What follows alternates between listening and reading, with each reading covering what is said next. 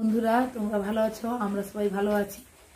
আজকে প্রচুর বৃষ্টি হচ্ছে, তাই তোমরা তো জানো আমার বড়মশাই মাছের কারবার করে। আমার দুজনে বাজার থেকে চলে এসেছি, এসে স্নান করে নিয়েছি আমি। তাই রান্না করব। তাই রান্না করার জন্য কি মাছ এনেছি তোমাদের সাথে শেয়ার করব, আর কি রান্নাও করব তোমাদের সাথে সবই শেয়ার করব। তাই চলো রান্নাঘরে দেখাচ্ছি কি রান্না করব। এসে এই তো পটলগুলো আগে থেকে ছাড়ানো ছিল, তাই কুটছি।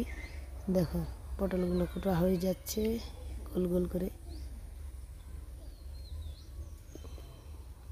পটলগুলো কাটা হয়ে গেছে, এবার আলুগুলো কাটাচ্ছি।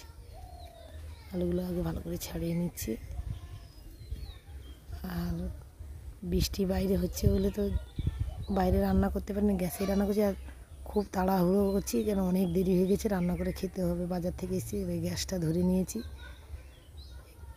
এগুলো ফিশারি চিংড়ি তো, তাই গরম জল করে একটু নুন হলুদ মেখে গরম জল করে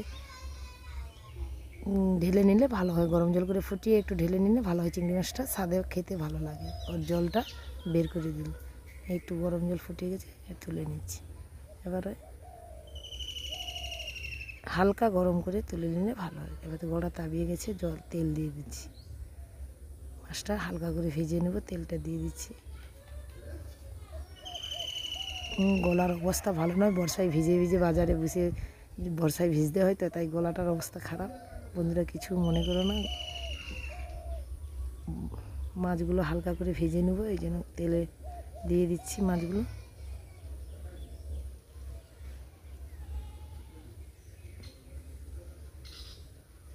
লাল লাল করে ভাজা হয়ে গেছে, তুলে নিচ্ছি। এবার পটলগুলো ওই তেলেই দিয়ে দিচ্ছি, ভালো করে ভেজে নেব। আজকে চিংড়ি দিয়ে পটল দিয়ে আলু দিয়ে পটল চিংড়ি হবে, তাই পটলগুলো ভেজে নিচ্ছি। এই তো ভাজা হয়ে গেছে লাল লাল করে, এবার তুলে নিচ্ছি। ওই তেলেই আবার আলুগুলো দিয়ে দিয়েছি, আলুগুলো ভেজে নেব।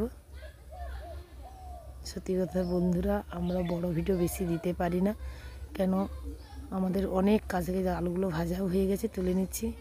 অনেক কাজ থাকে, মাছ বাজার থেকে এসে রান্না বান্না করে মেয়ে স্কুলে যায়, তাদের খাওয়া, তারপর আমরা নিজেরা খেয়ে টেয়ে দিয়ে আবার অনেক কাজ থাকে।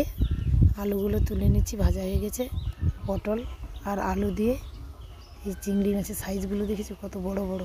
এই পটল আলু দিয়ে চিংড়ি দিয়ে পটল চিংড়ি হবে। তেল দিয়ে দিচ্ছি। এবারে রসুন বাটা, আদা বাটা, টমাটোর কুচি, এই যে পেঁয়াজ কুচি, রসুন বাটাটা আগে দিয়ে দিচ্ছি তেলে।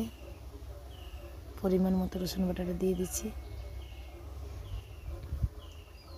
ভালো করে নাড়িয়ে নিচ্ছি। তারপরে আবার আদা বাটা দিয়ে দিলাম,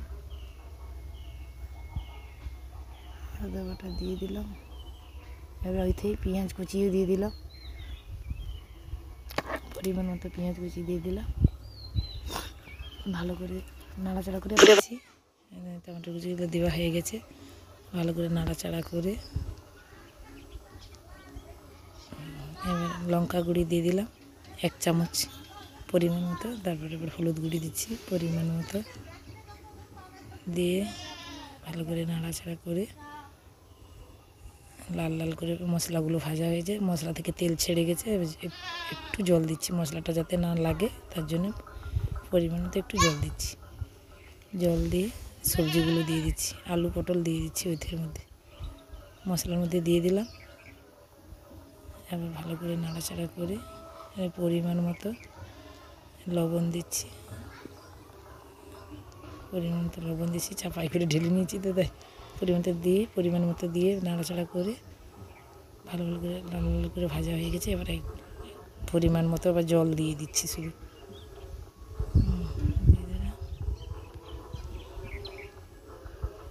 মাখা মাখা তরকারিটা হবে তো, তাই একটু জলটা কম দিলাম। আবার চিংড়ি মাছ জল ফুটিয়ে গেছে, চিংড়ি মাছটা দিয়ে দিচ্ছি ওতে।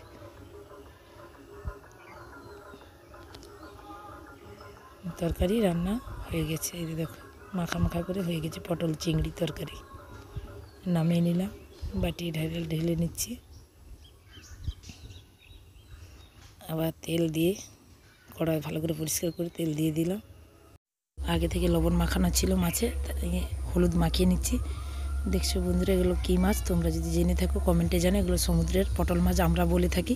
তোমরা এগুলো কী মাছ বলো তোমরা প্লিজ কমেন্ট বক্সে জানিও। বেশি বেশি করে লাইক শেয়ার কমেন্ট করবো। আর মাছ তেল গরম হয়ে গেছে, মাছগুলো ভাজতে দিয়ে দিচ্ছি। ভিডিওগুলো ভালো লাগলে লাইক শেয়ার করে দিবে। জিরা গুঁড়িটা তরকারিতে দিয়েছি, আগে থেকে নামিয়ে রাখছিলাম তো ওটা দিতে মনে ছিল না, এখন দিলাম। আর মাছগুলো ভাজা হয়ে গেছে, তাড়াহুড়ো করছি, প্রচুর খিদে পেয়েছে তাই মাছগুলো ভাজা হয়ে গেছে, এবার তুলে নিচ্ছি। প্লিজ বন্ধুরা ভিডিওটা ভালো লাগলে লাইক কমেন্ট শেয়ার বেশি বেশি করে করবে, চ্যানেলটাকে সাবস্ক্রাইব করে দিবেন। এই পটল চিংড়ি আর পটল মাছের ভাজা হয়ে গেছে, আমার রান্না কমপ্লিট। বাই।